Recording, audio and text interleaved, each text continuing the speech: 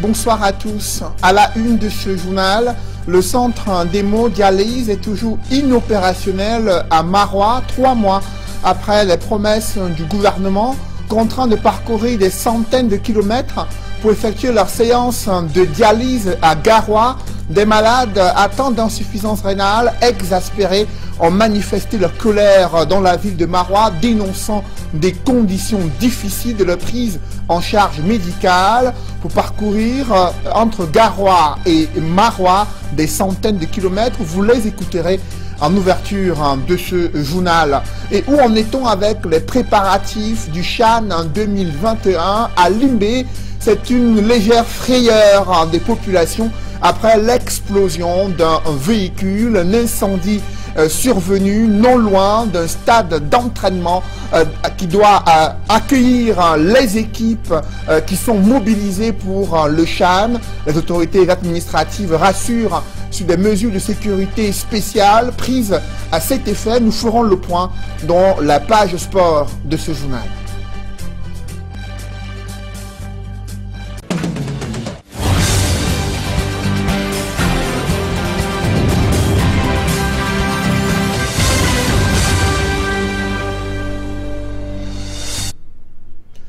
Merci de suivre cette édition complète de l'information sur Equinox Télévision. Cela fait déjà 3 mois que le centre d'hémodialyse est inopérationnel à Marois, dans la région de l'extrême nord. Pourtant, des promesses avaient été faites aux malades atteints d'insuffisance rénale sur le matériel médical indispensable pour faire fonctionner ce centre d'hémodialyse. Jusqu'ici, ils doivent parcourir des centaines de kilomètres pour se rendre à Garoua afin d'effectuer leur séance de dialyse. Ces conditions de prise en charge médicale et conditions de transport sont pénibles pour ces malades. Ils ont décidé de manifester leur colère contre le non-fonctionnement du centre d'hémodialyse du côté de Marois. Des précisions avec Amadou Daïrou et Xavier Foka.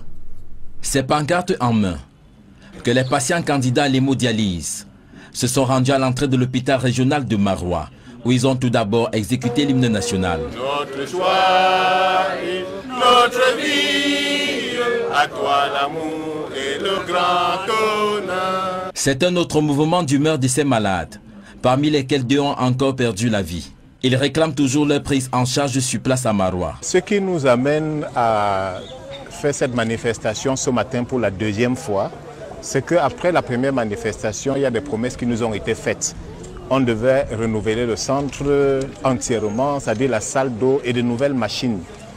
Curieusement, 3 mois après, presque rien n'a été fait. Quand nous disons rien, ça veut dire que nous n'arrivons toujours pas à faire nos séances de soins à Marois. Depuis plusieurs mois, ils sont obligés de se rendre à Garoua dans le nord pour avoir droit à leur séance d'hémodialyse. De vive voix, ils ont tenu à exprimer leur mécontentement au directeur de l'hôpital, le docteur Gérard Fetetama, arrivé sur place pour s'enquérir de la situation. Quand on est ici à Marois, on vient dialyser ici.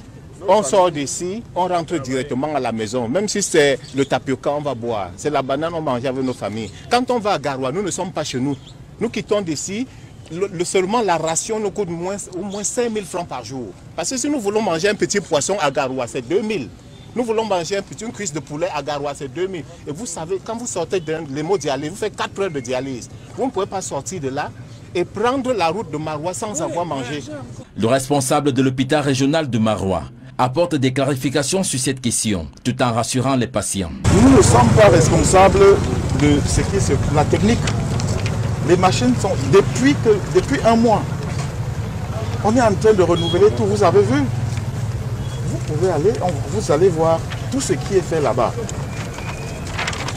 Aux dernières nouvelles, il fallait réinitialiser des machines.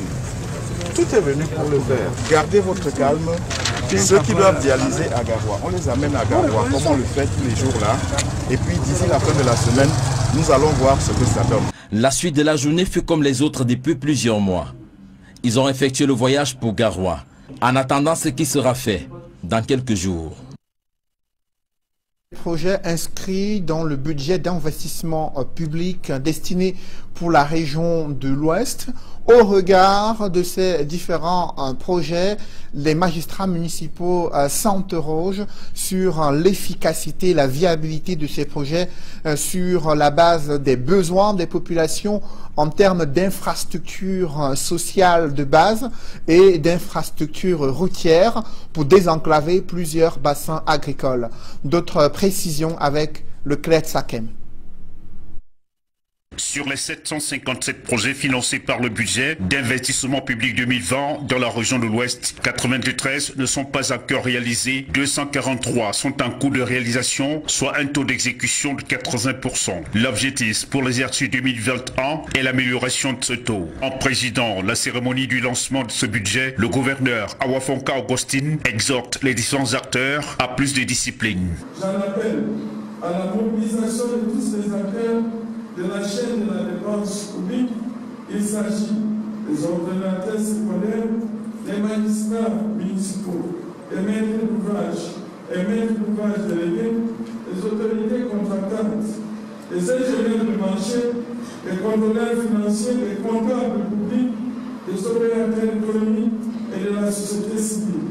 Chacun devra jouer son rôle afin que les retards et les manquements observés en 2020 dans l'exécution du budget ne se répètent plus et que nos objectifs soient atteints à fin d'année. Pour mieux édifier ces différents acteurs, les chargés de mission ont présenté les exposés sur le contexte dans lequel le budget est voté, ses priorités et la clé d'une bonne exécution. Il faut respecter, il faut anticiper. Le budget, ça se prépare, c'est une planification au niveau de la préparation, mais c'est également une planification opérationnelle au niveau de l'exécution. C'est pour cela que nous sommes là. Nous sommes tous réunis pour que les conditions soient réellement optimales, pour que les procédures en matière de mobilisation soient effectives, que les procédures en matière d'exécution soient effectives et que les uns et les autres qui sont les porteurs, les représentants de l'État et les porteurs du dynamisme et du développement dans la région puissent mener leurs activités dans les bonnes conditions. Pour les services publics, notamment celles qui sont ordonnateurs délégués en matière de recettes, doivent travailler pour que ces recettes soient optimales et les services du ministère des Finances sont là pour accompagner au suivi de ces recettes de services. L'enveloppe budgétaire 2021 à l'Ouest s'élève à 43 milliards de francs CFA. Les priorités cette année sont portées sur les infrastructures routières, éducatives et sanitaires. La région du Sud fait face à une baisse considérable des performances douanières et fiscales malgré une embellie observée dans le secteur des douanes à Kribi.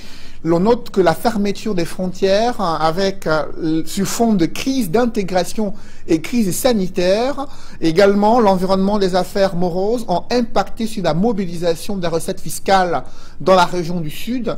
Le ministre des Finances, Lupaul Motazé, en visite dans cette partie du Cameroun, a pu toucher du doigt les conditions de travail dans ces services déconcentrés. Compte rendu, Élisée Bogba et Marcelin Gransop.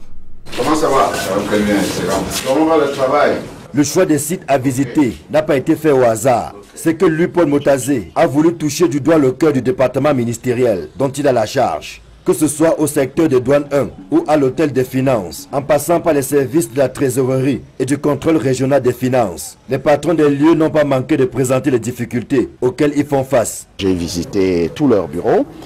J'ai essayé de toucher du doigt les problèmes qui s'opposent à eux et puis nous avons eu une séance de travail au cours de laquelle il était question pour moi de leur dire quelles sont les grandes orientations de la politique définie par le chef de l'État, orientations qui se retrouvent dans le budget 2021. Si le ministre des Finances reconnaît la pertinence des doléances émises ici et là, il pense que ces services déconcentrés au niveau du Sud ne sont pas aussi mal lotis que ça. Sur le plan des problèmes qu'ils rencontrent, bon, comme on en voit un peu partout, il y a des problèmes de locaux, il y a des problèmes de mobilier, de matériel de travail, mais je peux dire qu'en gros, ici au sud, ici à Ebolova, mes collaborateurs sont quand même logés à meilleure enseigne que certains autres dans d'autres régions. Il se fait également que nous subissons des problèmes qui sont dus à la crise. Par exemple, en matière douanière, dès que vous fermez les frontières au niveau de Kiossi avec la Guinée équatoriale, nous avons une frontière à Bamako avec le Gabon, nous avons une frontière à Ntam avec le Congo,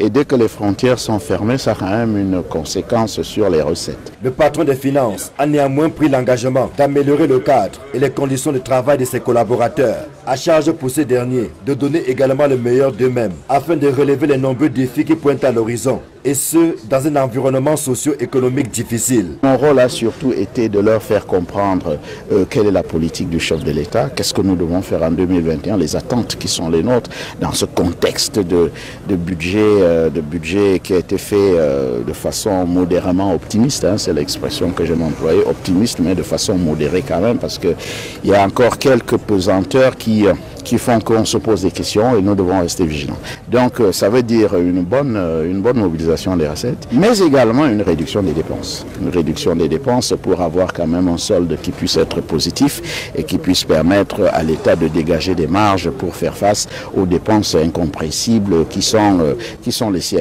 Au cours d'une réunion qui avait les allures de conseil de famille, le ministre et ses collaborateurs se sont dit toutes les vérités, y compris celles qui fâchent, dans un esprit de construction et de poursuite sereine des missions assignées au département ministériel en charge des finances.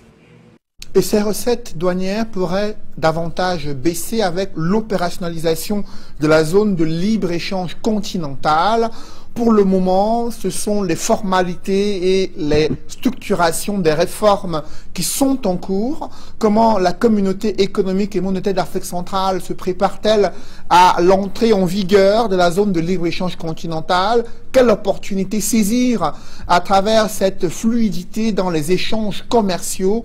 Élément de réponse avec Cédric Chouna, Equaclaude et Farel Bounia. Signé le 21 mars 2018 à Kigali, au Rwanda, la zone de libre-échange continentale africaine est officiellement devenue opérationnelle le 1er janvier 2021. Une zone de libre-échange qui constitue une aubaine pour les économies africaines en ce qu'elle facilitera les échanges commerciaux sur un continent qui regorge de potentialités du haut de ses 1,2 milliard de consommateurs. La ZLECAf est en elle-même une ambition d'une Afrique intégrée, une Afrique qui commerce avec elle-même davantage. L'ambition de la ZLECAf est d'accompagner l'Afrique à diversifier son économie, en faire en sorte qu'elle produise ce qu'elle consomme, qu'elle puisse bénéficier du grand marché d'importation en promettant le mouvement de ses produits d'un pays vers un autre, c'est-à-dire en réduisant les barrières tarifaires et non tarifaires qui sont douaniers, mais aussi en facilitant les mouvements des personnes et des produits d'un pays vers un autre. Une réduction des barrières douanières dans l'opérationnalisation de la zone de libre-échange continentale africaine qui laisse planer le spectre du déversement des produits des pays industrialisés du continent, comme le Nigeria ou l'Afrique du Sud, sur le marché local, au détriment des champions nationaux. En vue de pallier à cette éventualité, une libéralisation progressive et par catégorie de certains produits vise à limiter cette incursion. L'accord distingue entre 3 types de produits avec des rythmes de libéralisation différenciés. C'est pour ça que dans la première catégorie, nous avons 90% des lignes tarifaires où la libération devrait aller de manière rapide. La dernière catégorie, enfin, la catégorie c'est 3% des lignes tarifaires. Il y a beaucoup de produits, il y a par exemple l'huile de palme brute, les huiles raffinées, il y a le ciment, etc., etc. Une série de produits en tout cas. Nous pensons tout ce qui est industrie naissante ou des industries fragiles que nous ne souhaitons pas ouvrir à la concurrence. Au-delà de la problématique de la protection des industries naissantes, se soulève l'éternel problème des voies de communication qui devront desservir la ZLECAf. Les premiers défis sont liés au faible développement infrastructurel. Nos routes, nos chemins de fer, nos réseaux de connexion Internet, ainsi de suite, continuent à poser un problème. C'est des goulots d'étranglement énormes. Il faut investir massivement vers cette connexion physique de l'Afrique pour que les produits puissent se mouvoir. La libre circulation de personnes est un autre défi. Les problèmes d'immigration, les problèmes de sécurité, les marchandises ne peuvent pas se mouvoir seuls. Il y a des zones derrière tout mouvement de marchandises. Il faut que la facilité dans la libre circulation des personnes soit aussi renforcée. Autant de défis auxquels viennent se heurter la zone de libre-échange continentale africaine qui ambitionne faire du marché africain une plaque tournante de l'économie mondiale. Parlons également de l'exploitation illégale du bois. Ce phénomène touche déjà les régions en guerre du nord-ouest et du sud-ouest. Près de 21 exploitants clandestins de nationalité étrangère viennent d'être interpellés par les éléments de la gendarmerie nationale dans le Ndongamantoum, région du nord-ouest. Selon les fins limites de la gendarmerie, ils menaient des coupes illégales des bois avec la complicité des combattants séparatistes dont 2 ont été appréhendés. Des précisions avec Eric Fopoussi. Ce groupe de présumés exploitants forestiers illégaux nigérians opérait dans l'arrondissement d'Ako, département du Ndongamantoum, dans le nord-ouest Cameroun. Nous voyons ces gens viennent dans notre réserve forestière exploiter paisiblement avec la complicité de quelques Camerounais. Accompagnés de 2 combattants séparatistes, ils ont été appréhendés par les éléments de la compagnie de gendarmerie de Nkambé au cours d'une opération menée à Abafoum, à 35 km d'Ako. 23 individus ont été interpellés dans l'arrondissement de Ako, frontalier au Nigeria. Parmi les 23 figurent en bonne place 21 Nigérians et 2 Camerounais. Au moment de leur interpellation, les exploitants nigérians étaient à bord de 4 camions de grumes de bois, tandis que les séparatistes, de leur côté, avaient une arme à feu, des munitions et un couteau. Le bois, ça donne de l'argent, ça donne suffisamment d'argent d'ailleurs. Donc ces bandits, dès lors qu'ils ont des collaborateurs, des nationaux, des compatriotes qui peuvent aller dans leur sens, le Nigeria est prêt à donner beaucoup d'argent. On leur procure les armes et les munitions. Finalement, le bois procure de l'argent qui permet d'acheter les armes et d'acheter les munitions. La réserve forestière d'Ako, localité frontalière avec le Nigeria, est réputée pour ses essences rares. Les spécimens que nous avons sont des spécimens rares qui n'existent plus ailleurs. Mais l'arrondissement d'Ako en a encore. Au-delà des opérations de sécurisation des régions en crise du nord-ouest et du sud-ouest, les forces de défense et de sécurité ont également pour mission d'aider le pays à protéger sa biodiversité. Dans le chaudron de la crise anglophone, l'enlisement de cette crise, la multiplication des exactions commises sur des civils préoccupe l'Église catholique. Le cardinal secrétaire d'État du Vatican est annoncé à Bamenda entre le 30 et le 31 janvier 2021. Il doit également faire une messe, mais d'aucuns y voient une action de l'Église catholique pour pouvoir mener des négociations en vue d'apaiser les tensions dans le nord-ouest et le sud-ouest. Depuis le déclenchement de la crise, l'Église catholique n'a cessé de mener des actions visant à interpeller le gouvernement camerounais et les groupes armés séparatistes sur la nécessité de préserver les vies et de pouvoir aller au dialogue. Chronique des interventions de l'Église catholique et des actions menées jusqu'ici. C'est avec Jean-Paul Chouniat. Au moment où l'archevêché de Bamenda s'apprête à accueillir le cardinal Pietro Parolin, envoyé spécial du pape François, pour porter un message de réconfort et d'espoir aux populations du nord-ouest et du sud-ouest, coincées dans un climat sécuritaire critique, le clergé anglophone et l'ensemble de l'Église catholique au Cameroun initient depuis des années des actions visant à ramener la paix dans cette partie du pays.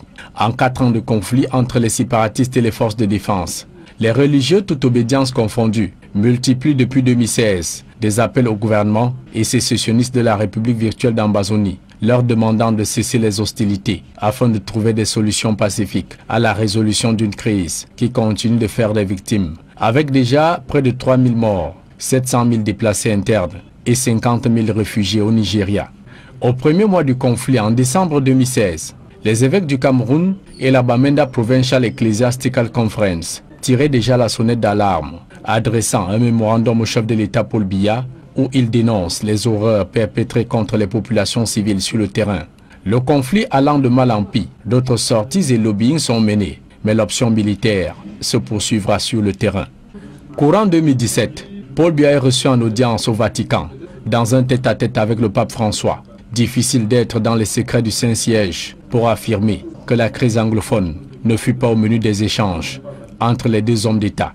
Même face à la sourde oreille de Paul Biya d'accéder à la demande de la Conférence épiscopale nationale du Cameroun, le cardinal Christian Tomi et des leaders de confession chrétienne et musulmane du Cameroun anglophone élaborent un document de 400 pages contenant attentes et doléances des populations anglophones en prélude à la All Anglophone General Conference, initiative qui ne reçut point l'onction du régime de Yaoundé. La crise anglophone intéressante dans le Vatican, c'est tout naturellement que le pape François appelait à un cessez-le-feu dans son indignation marquée au lendemain du massacre de Kumba, qui coûtait la vie à 7 élèves à la Moda Francesca Bilingual Academy. Nul doute que c'est dans cet élan que le Saint-Père mandate son secrétaire d'État au Cameroun du 30 au 31 janvier 2021. Le cardinal Pietro Parolin touchera du doigt les meurtrissures d'une population et les réalités d'une guerre asymétrique, préjudiciable à une paix que les forces de défense et de sécurité tentent de restaurer face aux bandes armées séparatistes plus que déterminées à s'aimer la terreur en tuant civils et militaires. Pour preuve, les récentes attaques de Ndjikwa dans la Momo au nord-ouest, Mbachwa dans les Bamboutos et Maoto dans le sud-ouest. Le pape François pèsera-t-il de tout son poids pour ramener la paix au nord-ouest et au sud-ouest? L'avenir le dira. Et toujours dans ces régions du nord-ouest et du sud-ouest, principalement à Limbé, là où il y a eu des incendies dans la nuit de mercredi à ce jeudi. Vous le voyez en image, plusieurs véhicules incendiés non loin des infrastructures sportives qui doivent abriter cette compétition, le CHAN édition 2021, là où près de 4 équipes doivent séjourner durant toute la compétition. Des incendies qui se sont déclenchés dans la nuit de mercredi à ce jeudi. D'aucuns estiment qu'il y a une main criminelle, d'autres y voient des groupes armés qui ont plusieurs fois menacé de porter atteinte à la sécurité des équipes engagées dans cette compétition. Le gouvernement a tenu à rassurer l'ensemble de la communauté sportive sur des mesures spéciales de sécurité visant à protéger l'ensemble des sites qui doivent abriter le CHAN 2021 de jour comme de nuit. Et après cette sortie du gouvernement, il y a eu cette série d'incendies de véhicules stationnés non loin des infrastructures sportives à Limbé. Aucun mort, mais d'importants dégâts matériels, comme vous le voyez en image. Et concernant le CHAN 2021, les arbitres aussi se préparent pour la compétition. La séance d'entraînement se déroule à l'école de football des Brasseries du Cameroun entre 9h et 11h. Nos reporters ont assisté à leur séance d'entraînement et de préparation pour bien arbitrer cette compétition africaine. Des précisions avec Gladys Sidje, Raoul Taboufoué et Emos Fongo. 47 arbitres ont été sélectionnés par la Confédération africaine de football pour cette 6e édition du championnat d'Afrique des Nations. Et parmi les 47, il y a 19 arbitres centraux, 20 arbitres assistants et 8 arbitres assistants vidéo. Ce sont ces arbitres, les 8, qui s'occuperont de la VAR. Et la grosse attraction, eh bien, c'est que pour la première fois de l'histoire d'un championnat d'Afrique des Nations, des femmes ont été sélectionnées. Parmi les 4 femmes, il y a Karina Tezambon Fomo, la Camerounaise, l'Éthiopienne Lydia Tafessé, Bernadette Akwimbira du Mali et Mimisen Lioré du Nigeria. C'est un sentiment de satisfaction qui m'anime, un sentiment de devoir accompli, parce que c'est vrai, c'est pas donné à tout le monde d'être à ce niveau, et c'est la toute première fois que la CAF fait confiance à ces dames en ce qui concerne le CHAN. Nous donnerons le meilleur de nous-mêmes pour hisser le drapeau du Cameroun le plus haut possible, parce que c'est chez nous. Alors les footballeurs ont intérêt à le faire, et si nous le ferons, ils ne le font pas, nous les arbitres, nous le ferons. Tous les arbitres pour cette compétition sont basés dans la ville de Douala et c'est de là qu'ils feront le déplacement soit pour Limbé, soit pour la ville de Yaoundé.